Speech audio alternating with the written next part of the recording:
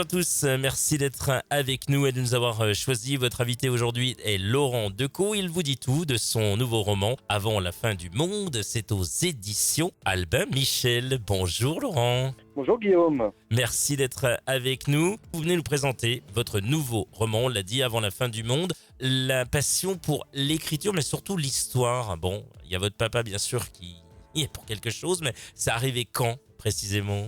Consciemment voulu à partir de 8-10 ans, en me plongeant bien sûr dans les romans d'Alexandre Dumas que mon père avait mis entre mes mains, mais inconsciemment sans doute beaucoup plus tôt, puisqu'évidemment à chaque émission de mon père, une fois tous les 15 jours sur Antenne 2, on m'imposait, si je puis dire, le visionnage de mon père à la télévision. Et puis j'étais plongé dans ce monde en permanence, étant fils d'un historien. J'étais entouré de livres dans ma maison qui étaient le prolongement du bureau de mon père, avec ces milliers d'ouvrages consacrés à l'histoire, où que je donne de la tête. Cette fois-ci, on va parler de vous forcément, Laurent Decaux.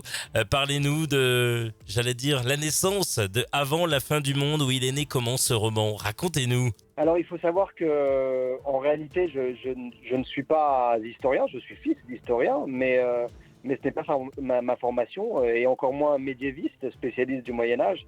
Mais voilà, d'une manière peut-être assez classique finalement, dans l'écriture, un roman en appelle un autre. J'ai écrit un premier roman sur un sujet qui m'a passionné, qui se passait au Moyen-Âge, effectivement. C'était l'histoire du Saint-Suaire, ce qu'on appelle aujourd'hui le Saint-Suaire de Turin, mais qui, il y a 600 ou 700 ans, était en Champagne et qu'on appelait le Saint-Suaire de Champagne. Et puis à partir de celui-là, comme ça se passait en pleine guerre de Cent Ans, je me suis intéressé à la guerre de Cent Ans. J'ai donc écrit un livre sur ce sujet qui s'appelle Le Roi Folle, ayant pour thème la folie du roi Charles VI. Et puis, écrivant sur la guerre de Cent Ans, une époque où l'on est marqué, où que ce soit dans le monde, en Occident, mais partout dans le monde, puisque c'est un fléau qui a frappé l'ensemble de l'humanité, où on est marqué par la peste, par la fameuse peste noire, la peste bubonique.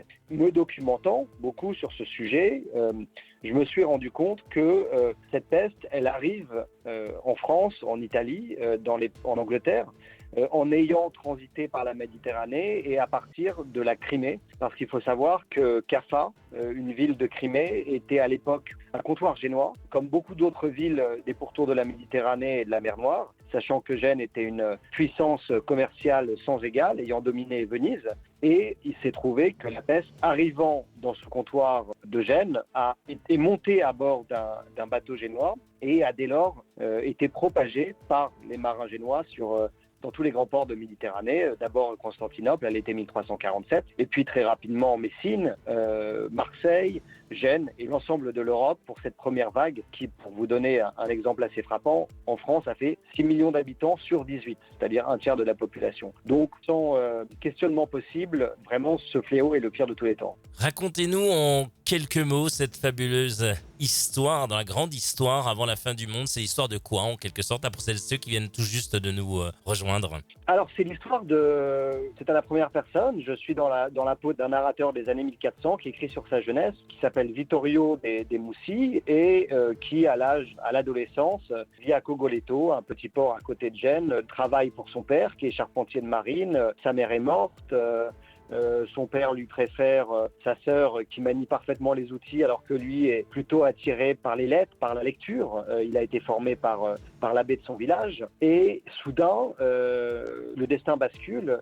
Gênes a besoin de ses meilleurs marins pour aller combattre les Mongols qui assiègent leur colonie de Caffa en mer Noire et pour cela appelle à la rescousse leurs meilleurs marins. On comprend alors que le père de Vittorio, Daniele de Mussi, est en réalité un ancien brillant marin qui a dû larguer les amarres, si je puis employer cette expression, parce que il s'est passé dans son passé un grave naufrage dont il s'estime responsable. Donc il reprend du service et il entraîne suite à une histoire tragique, une histoire d'amour qui s'est terminé dans le sang pour son fils, pour Vittorio. Il entraîne dans son sillage Vittorio et ils vont partir en Orient, mais ne pas se trouver face à l'armée mongole comme il l'avait prévu, mais face à un plus grand fléau encore que les soldats tartares montés sur leurs chevaux de plaine avec leurs petits casques de cuir et leurs épées qu'ils manient comme personne, mais face à la peste. Qu'est-ce qu'on peut dire de ce roman si on voudrait le décrire en 3 mots, tiens? Oui, je pense que c'est qu'il est à la fois épique. On est sur le registre de l'épopée, et puis c'est-à-dire des aventures qui s'enchaînent, des obstacles qui se dressent sur la route de mes personnages. On est vraiment dans le romanesque. Initiatique, bien sûr, puisque mon jeune narrateur qui a une relation tout en méfiance avec son père, qui méprise un peu l'optimisme, l'éclat qui se dégage de sa personne alors qu'il vit dans des conditions assez misérables, qu'il le méprise aussi parce qu'il n'a pas sa culture. C'est un homme manuel, c'est un militaire, alors que lui c'est un jeune homme qui pense et qui se rêve copiste, écrivain, poète, etc. Et il va changer pendant cette aventure et il va se rapprocher du personnage qui a l'émerveillement facile qu'est son père. Donc, il va quitter ce masque de cynisme pour s'habiller d'une vision beaucoup plus relative des drames grâce vraiment à ce rapprochement qu'il effectue avec son père. Et le troisième adjectif que je pourrais employer, épique, initiatique, on a dit d'abord, je dirais horrifique, parce que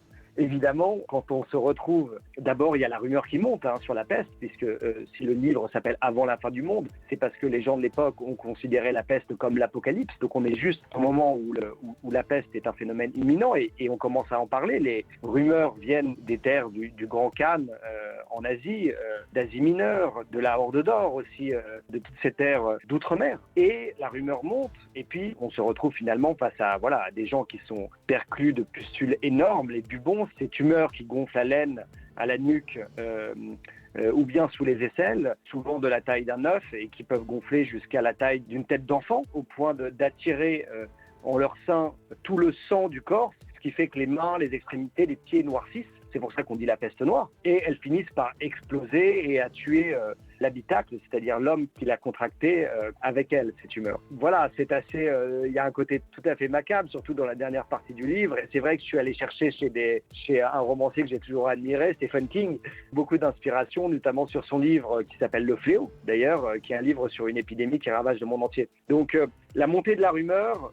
Voilà, là on est dans le côté aventure, les rebondissements, rencontres avec des barbaresques, des corsaires, des princesses byzantines. Et puis sur la fin, quand on est face au fléau, évidemment là on entre dans l'horreur totale.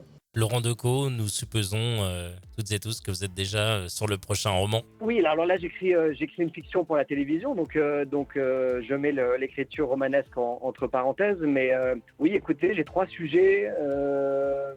J'ai pas encore fait mon choix, l'un qui se passe sous l'Empire, l'autre sous l'Antiquité, le 1er siècle après Jésus-Christ, et puis un autre qui se passe encore au Moyen-Âge, mais tout à la fin du Moyen-Âge, juste avant la Renaissance, au XVe siècle. Mais bon, peut-être que je réussirai à sortir du Moyen-Âge, mais je ne sais pas, ça dépend vraiment de mon sujet. Laurent Decaux, rappelons votre dernier roman, Avant la fin du monde, paru chez Albin Michel. Merci d'avoir accepté notre invitation.